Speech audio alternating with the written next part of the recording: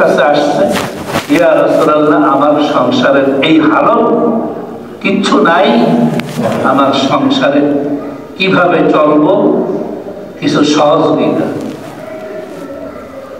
আল্লাহ রাসূল বললেন, তোমার ঘরে কি আছে? বলে, আমার ঘরে একটা কম্বল ছাড়া কিছু নাই।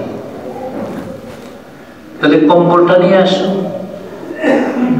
আল্লাহ রাসূল কাছে কম্বলটা নিয়ে আসলো। আল্লাহ রাসূল বললেন যে এই কম্বলটা ন্যায্য মূল্য দিয়ে কে কিনবে? এক সাহাবী দাঁড়াইলো, কম্বলটা কিনে নিল। যেই কয়টা টাকা হয়েছে, কিছু টাকা তাকে হাতে ধরে দিল যে এই টাকা দিয়া তুমি ঘর সংসার যেভাবে যেই কয়দিন চলে চলবে, আর এই টাকাটা দিয়া তুমি একটা কুড়াল কিনবে, জঙ্গল থেকে কাঠ কাটবে, বাজারে বিক্রি করবে। কিছুদিন পরে সাহাবী হাস্যোজ্জ্বল ভাবে আসতেছে, খুব খুশি। রসুলের বরকত বুঝেন নাই, তার জীবনই পার হয়ে গেছে। এই একটা হাদিস পাওয়া যায় যে আল্লাহ রসুল দুনিয়াবি কাজকর্মের জন্য, জীবন যাপনের জন্য কারো সাহাবীকে দুনিয়াবি কোনো জিনিস দিচ্ছেন। এটাও কারণ আছে। এটার দ্বারা আমরা কি বুঝতে পারি? যে ভিক্ষা করা যাবে না, এটা আল্লাহ পছন্দ করেন না, আমিও পছন্দ করি না। কর্ম করে খাও, মানুষের কাছে হাত পাতবে না। অথচ নিজের মেয়ে কলিজার টুকরা ফাতেমা, গত সময় বলছিলাম, একটা বাড়ি নিতে চাইছিল, তার হাতে দাগ পড়ে গেছে, বুকে দাগ পড়ে গেছে, কাপড় চোপড় ময়লা। হাসান হোসেন রাদিয়াল্লাহু তাআলা আনহুমা ছোট ছোট, সবাইকে সামলাইতে গিয়া কষ্ট, তাও উনি চান নাই। আলী রাদিয়াল্লাহু তাআলা আনহু দেখা ফাতেমাকে বলছেন। ফাতেমা গেছে, যাইয়া দেখেন রাসূলের দরবারে মানুষজন ফিরে গেছেন, কিন্তু আল্লাহ রাসূল ঠিকই তাকে দেখছেন। আল্লাহ রাসূল বাড়িতে আসছে। বলে, ফাতেমা, মা কেন গিয়েছে? বলে, বাবা, আপনাদের জামাই এই বলছে, দেখে গেছে, বাড়ি আসছে। আল্লাহ রাসূল পারতেন না তাকে কিছু দিতে? এত ভালোবাসা। আমাদের মেয়ের এরকম কষ্ট থাকলে তো নিজের জান জীবন দিয়া ফালাইতাম যে আমার মেয়েরা সুখী হইলে আমি সুখী। জামাইকে কেন এত আদর করে বলতে পারেন? সব জায়গায় জামাইয়ের সাথে শ্বশুর শাশুড়ির সম্পর্ক, জামাইয়ের জন্য অনেক কিছু করতে চায়, সমর্থ অনুযায়ী করে, তার চেয়েও পারলে আরো বেশি করে। জামাইয়ের সুখের জন্য, মেয়ের সুখের, আমার আদরের কন্যাটা, আমার আদরের মেয়েটা যেন কষ্ট না হয়। হ্যাঁ, আর আল্লাহ রাসূল সেখানে কি করলেন? পারতেন না দিতে? দিলেন তো নাই, বরং আমল শিখে দিলেন। তুমি শোয়ার সময় 33 বার সুবহানাল্লাহ, 33 বার আলহামদুলিল্লাহ, 34 বার আল্লাহু আকবার পড়বে। তারপরে ঘুমাবে। দেখবে সকালবেলা সজাগ হইলে তোমার যে সারাদিনের কষ্ট, ক্লেশ, ক্লান্তি, পরিশ্রান্ত শরীর নিয়ে তুমি ঘুমাইছো, এটা আবার আল্লাহ তাআলা সজীব করে দেবে।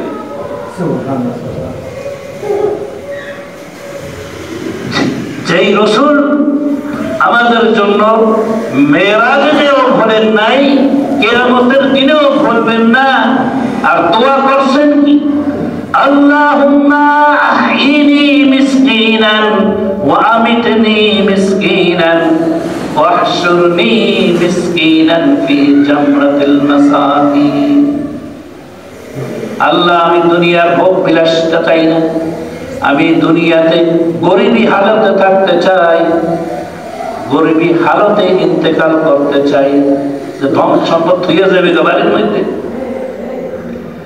কিয়ামতের ময়দানে আমি যেন গরিবদের জামাতের মধ্যে থেকে উঠতে পারি, সেই তৌফিক দান করে।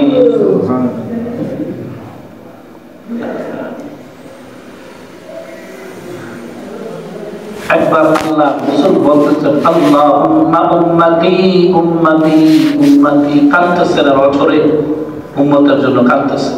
হে আল্লাহ আমার উম্মত আমার উম্মত।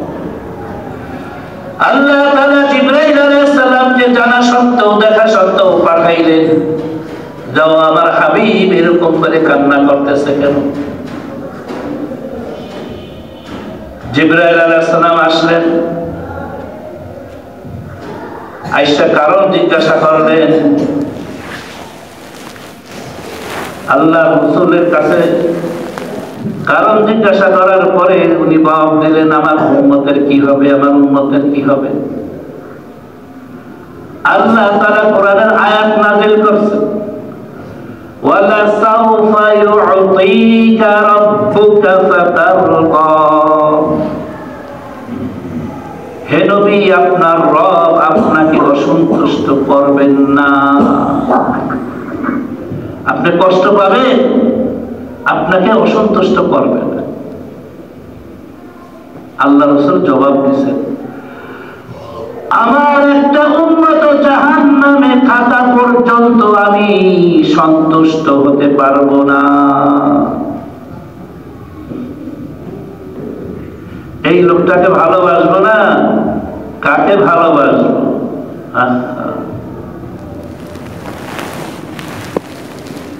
দেখেন, জন্মস্থান,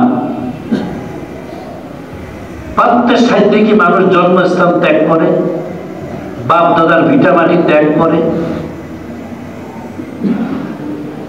নদী ভাইয়া না, এটা ভিন্ন কথা।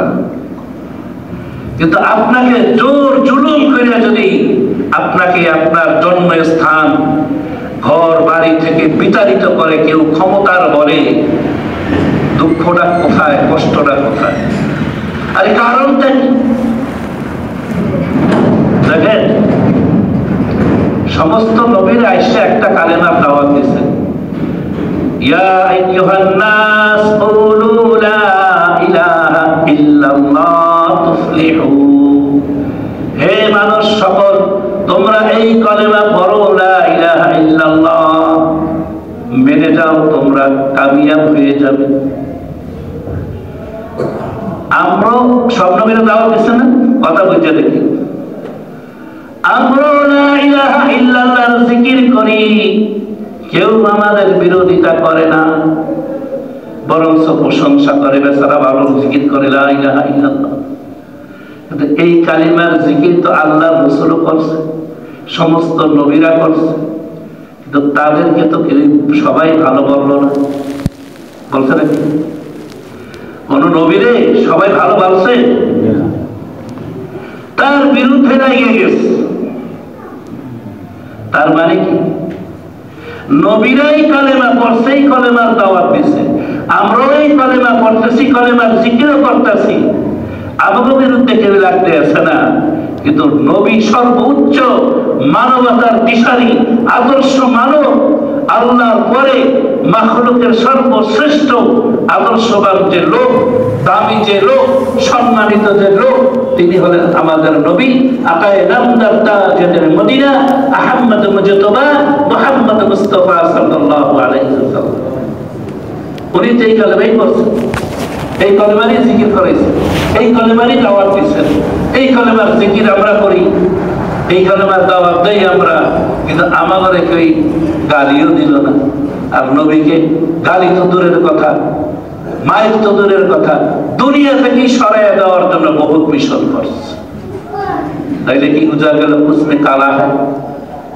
নবীর কলেমার আমার কলেমার মধ্যে অনেক ফার ডিফারেন্স, লফজার কোনো ডিফারেন্স নাই। কলেমা কিন্তু আরেকটা না, ওটা বুঝছেন না। শাব্দিক কোনো ডিফারেন্স নাই, হাকিকতান ডিফারেন্স। কলেমার কি চাহিদা, কলেমার কি দায়িত্ব, নবীরা পালন করতে গিয়া মাইর খাইছেন, জীবন দিছে। আর আমাদের কেউ গাইল দেয় না। তাহলে ওই কলেমার দাওয়াত আমরা দিতেছি, আমরা জিকির করতেছি, তাহলে আমরা আরামে এসে থাইকা সব ঠিক রাইখা যখন চলতেছি, বোঝা গেছে যে আমাকে কলেমার মধ্যে আর নবীর কলেমার মধ্যে অনেক ডিফারেন্স। কলেমা শাব্দিক একটাই, লফজান একই কলেমা, চিন্তার বিষয় নাই। ইকামতে দ্বীনের জন্য নবীদেরকে পাঠাইছেন কেন? ইকামতে দ্বীনের জন্য। আল্লাহর জমিনে আল্লাহর হুকুম চলবে, আল্লাহর খলিফা হিসাবে নবীদেরকে পাঠাইছেন। এই তামান্না যদি কোনো মুমিন মুসলমানের না থাকে, বলতে পারেন সরমনাইয়ারা লাফালাফি করে, এরা কয়জন, এরা কি কোনোদিন ক্ষমতায় যাইতে পারবো?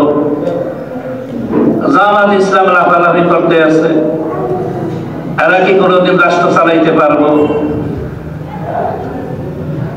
তারপরে খেলাফতে মজলিস, ইসলামিক যত দল আছে সবাই ব্যাপারে, কারণ বৃহত্তর দল তো দেখতে আছে 2টা 3টা।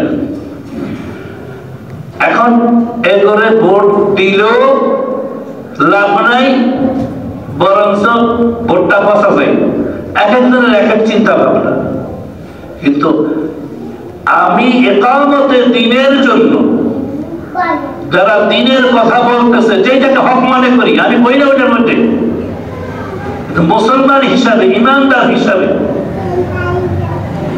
যদি ইকামতে দ্বীনের জন্য, আল্লাহর জমিনে আল্লাহর দ্বীন প্রতিষ্ঠার জন্য যারা মেহনত করতেছে, যারা না আমারও করা দরকার কিন্তু ফিল্ডে আমরা পারতেছি না, যারা করতেছে, যেটাকে আপনি হক মনে করেন, ওইটাকে যদি আমি সমর্থন না করি,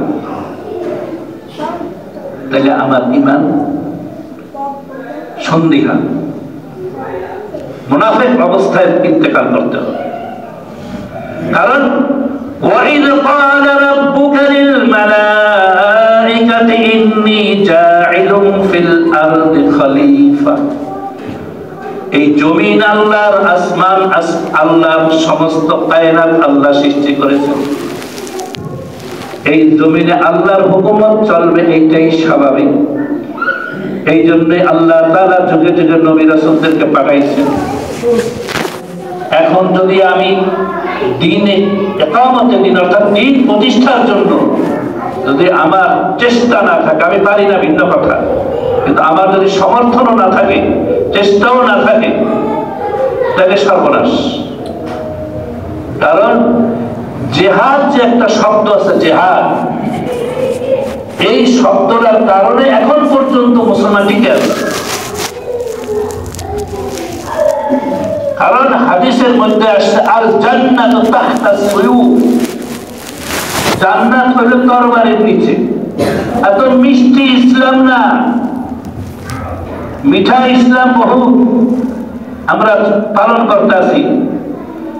শুধু ওই খাওয়ার সময় লাউ খাওয়া সুন্নত, গোশত খাওয়া সুন্নত,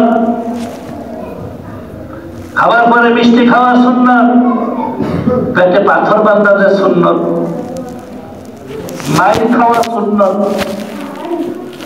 পরিষ্কার শোনা সুন্নত, সাধারণ জীবন যাপন করা সুন্নত, কত কষ্টের সুন্নত আছে, এগুলি আমরা কেউ দেখি না।